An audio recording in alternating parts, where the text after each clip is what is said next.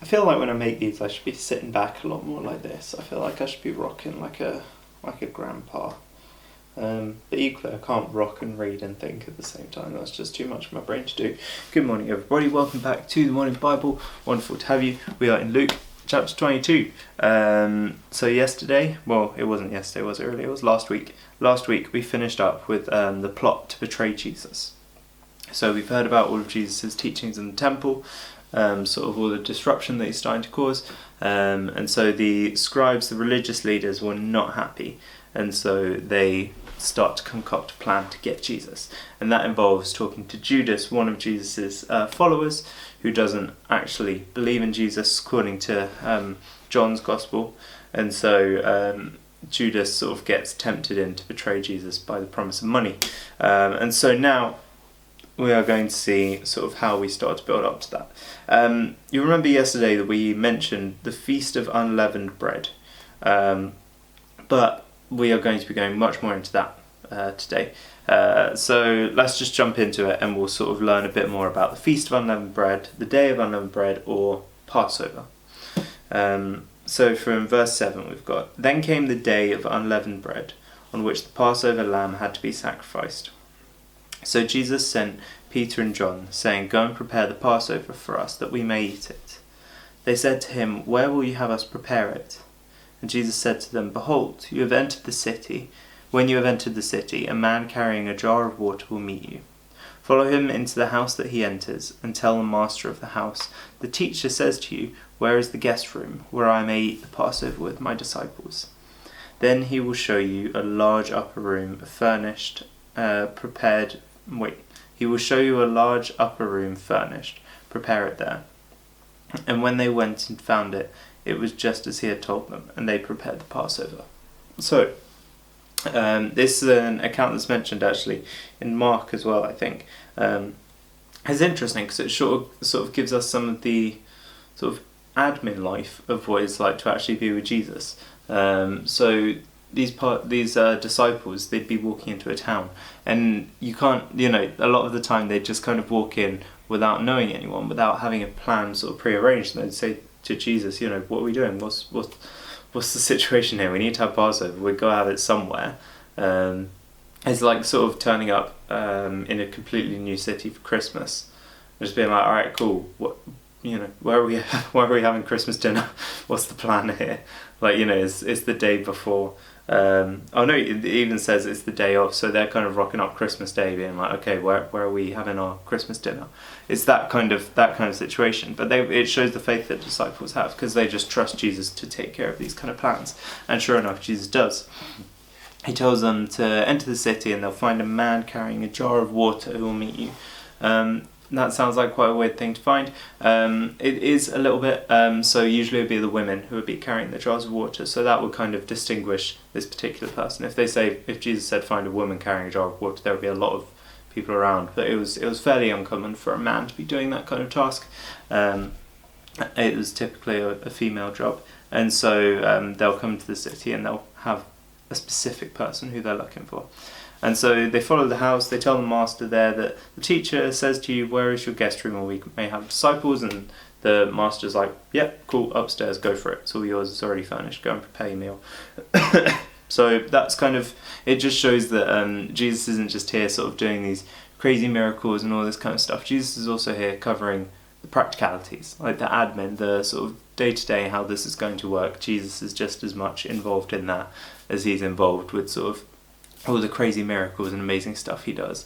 And so that's, I guess, just an encouragement for sort of your daily life, that, just because you're doing something that seems quite boring and quite admin-y and quite practical, you're like, Jesus, you're not, I don't need you too much for this, but actually invite him in, because he covers practicalities pretty well, turns out. So I figured it would be good to talk a little bit about Passover.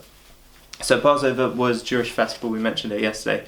It was sort of a really key date in the Jewish calendar because it celebrated Jewish freedom from being slaves under Egypt. So way back, a long time ago, about this, how far back? Oh, it's quite far back. It's all the way back here in my Bible. The Jewish people were slaves under Egypt. There were pharaohs who came through Egypt who managed to sort of get the Jews into their cities and use them for cheap labour, and really exploited these people. And so God sent Moses to sort of guide them out of this. You may have seen Prince of Egypt, so the sort of animated film was good about it. But yeah, so God sent Moses and gave him the mission of freeing the Jewish people from Egypt. And with Moses, God didn't send him alone, he also sent a whole selection of plagues down. So Moses would go to Pharaoh and say, let my people go, and Pharaoh would say no, and Moses would say, okay, then you're going to get this plague. And it would, there'd be a plague of locusts, or a plague of boils. Everyone got boils. It was, there was a whole selection of plagues. And the last plague that happened was, as we mentioned before, sort of the plague of death, where God sent down the spirit of death to go over the whole city. And the Jewish people, if they painted lamb's blood on their door on a big cross, the spirit would pass over their house, hence the name Passover. But for the other houses, it would go in and it would take, I think, as the firstborn. And so this festival, this Passover festival, sort of celebrates the freedom that the Jewish people got from that. They then escaped. They sort of Moses parted the sea. He stuck his staff in the ground and the waters parted and the Jews ran through. The Egyptians tried to follow and the seas closed on them. So that's kind of the Old Testament account, and that's the basis for this celebration that's still going all the way through to Jesus' day, all these centuries later. And so the Passover festival itself, I just did a little bit of reading. I can't remember all of the terms for things because they're Jewish terminology and my Hebrew is really bad. But there are a whole selection of different little foods that you have to eat. So when they talk about preparing the Passover meal, that's no sort of small task. It's kind of like preparing a Christmas meal where you've got to have your bread sauce, and you've got to have, your roast potatoes, and, you've got to have all these different little individual factors, except these factors are much more significant in Passover because they're not just there because they're yummy and they taste good. They're there because they have a significant sort of purpose, a significant thing that they commemorate. So for example, there are herbs that you've got to have. There are bitter herbs. A lot of the time people will have horseradish, which sort of is there to remind you of the bitterness of slavery.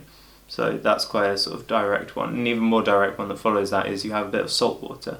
And that salt water is sort of the tears of the Jewish people. And so it's a lot of very small kind of little items that aren't there for taste, that aren't there to sort of fill you up. They're there because they carry great religious significance for the Jewish people. And so Jesus is engaging in this as much as anyone else. He is also going for Passover, right? And so that shows that while the Jewish people are commemorating and celebrating sort of their freedom from slavery, this is something that Jesus celebrates too. He is the Son of God. He is God come down to earth, walking among us.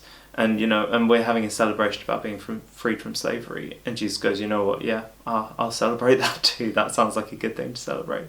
And so it shows the investment that God has long term into our well-being.